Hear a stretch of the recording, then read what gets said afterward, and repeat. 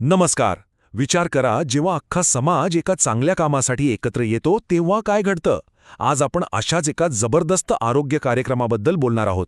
एक असा कार्यक्रम जिथे शेकडो लोकांनी एकत्र येऊन आरोग्यासाठी एक नवीन सुरुवात केली. हे काही फक्त योगासन नव्हतं. नाही, त्यापेक्षा खूप काही जास्त होतं. ही होती एक सामुदायिक शक्ती. जरा डोळ्यासमोर चित्र आणा. पहाटेची ती शांत वेळ आणि शेकडो लोक एकत्र, एकाच तालात, एकाच लयीत सूर्यनमस्कार घालत आहेत. हा निव्वळ एक कार्यक्रम नव्हता, तर ती एक प्रचंड सामुदायिक ऊर्जा होती. तर ही गोष्ट आहे महाराष्ट्रातल्या आरमोरी शहराची आणि तारीख होती 22 जानेवारी. आता ही तारीख आणि हे ठिकाण काही योगायोगाने ठरलेलं नव्हतं बरं का. यामागे खूप खास कारण दडलेलं होतं. ते कारण काय होतं हे आपण पुढे पाहूच. चला तर मग सुरुवात करूया. पाहूया कसा होता हा एकतेचा सूर्योदय. कार्यक्रमाची सुरुवात नेमकी कशी झाली आणि तिथलं वातावरण कसं होतं हे जाणून घेऊया. हा कार्यक्रम झाला होता उपजिल्हा रुग्णालय आणि नगरपालिकेच्या बागेजवळ. सकाळची ती ताजी हवा, शांतता आणि योगासाठी जमलेल्या लोकांमुळे ना तिथे एक वेगळीच पॉझिटिव्ह एनर्जी, एक सकारात्मक ऊर्जा तयार झाली होती. आता पुढचा भाग, एवढा मोठा आणि यशस्वी कार्यक्रम, याच्यामागे नक्की कोण होतं? कोण होते आयोजक आणि कोण कोण उपस्थित होतं? चला जाणून घेऊया. महत्वाचं म्हणजे हा कार्यक्रम कुठल्या एका व्यक्तीचा किंवा संस्थेचा नव्हता. ही एक सांघिक शक्ती होती. यामध्ये आयुष विभाग होता, पतंजली योग समिती होती, आरमोरी नगर परिषद आणि उपजिल्हा रुग्णालयही सोबत होतं. इतकंच नाही तर आयुष्मान आरोग्य मंदिराचे योग शिक्षकही यात सामील झाले होते. म्हणजे बघा, सरकारी आणि सामाजिक संस्था एकत्र आल्या की काय होऊ शकतं याचं हे उत्तम उदाहरण आहे. हीच तर या कार्यक्रमाची खरी ताकद होती. आणि हो, या उपक्रमाला पाठिंबा देण्यासाठी अनेक मान्यवरही उपस्थित होते.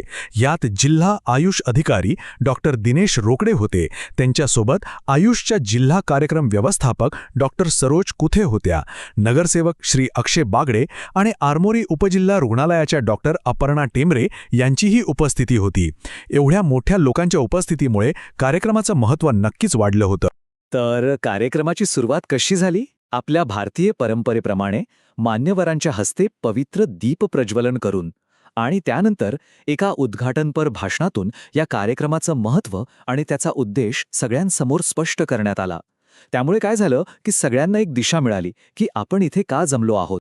आता वळूया तिसऱ्या भागाकडे, आरोग्यासाठी सामंजस्य. आता प्रश्न हा आहे की हा कार्यक्रम आयोजित का केला होता?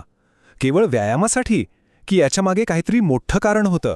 हो, हा प्रश्न मनात येतोच की सूर्यनमस्कार तर कधीही करता येतात, मग याच विशिष्ट वेळी का? म्हणजे 22 जानेवारीलाच हा कार्यक्रम का ठेवला? या तारखेचं काही खास महत्त्व आहे का? चला याचं उत्तर शोधूया. तर बघा, या वेळेला अनेक गोष्टी एकत्र जुळून आल्या होत्या.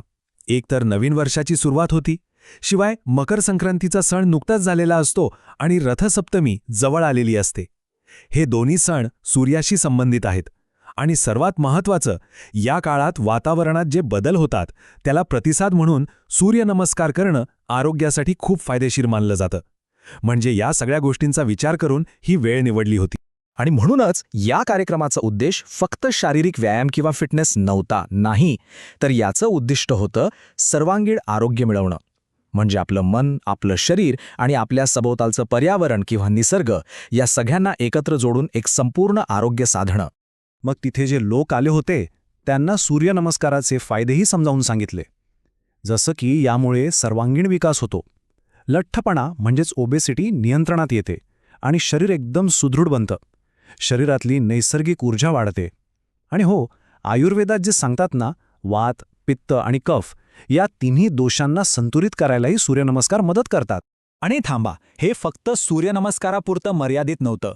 या कार्यक्रमात मार्गदर्शनाखाली प्राणायाम म्हणजेच श्वासाचे व्यायाम आणि ध्यानधारणा यांचाही समावेश होता.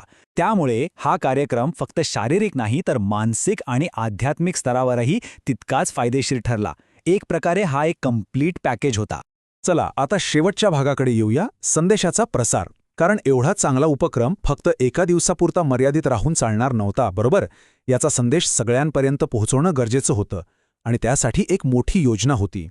आणि ही गोष्ट जिल्हा आयुष अधिकारी डॉक्टर दिनेश रोकडे यांनी अगदी स्पष्टपणे सांगितली. ते म्हणाले की ह्या उपक्रमाचा संदेश सर्व वयोगटातील लोकांपर्यंत पोहोचवला पाहिजे. म्हणजे हा आरोग्याचा संदेश फक्त तिथे आलेल्या लोकांपुरता मर्यादित न ठेवता तो घराघरात प्रत्येक व्यक्तीपर्यंत पोहोचायला हवा. आणि हा संदेश पोहोचवण्यासाठी काय ठरलं तर एक मल्टी चॅनल अप्रोच वापरायचा, म्हणजे वृत्तपत्र, टेलिव्हिजन, रेडिओ आणि आजच्या काळातलं सर्वात महत्त्वाचं माध्यम इंटरनेट, या सगळ्यांचा वापर करून एक व्यापक जनजागृती मोहीम राबवण्याचं ठरलं.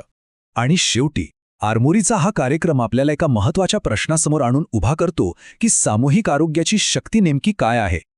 जेव्हा एखादा समाज, एक अख्खं शहर आरोग्यासाठी असं एकत्र येतं तेव्हा त्याची एकत्रित शक्ती किती प्रचंड असू शकते, नाही का?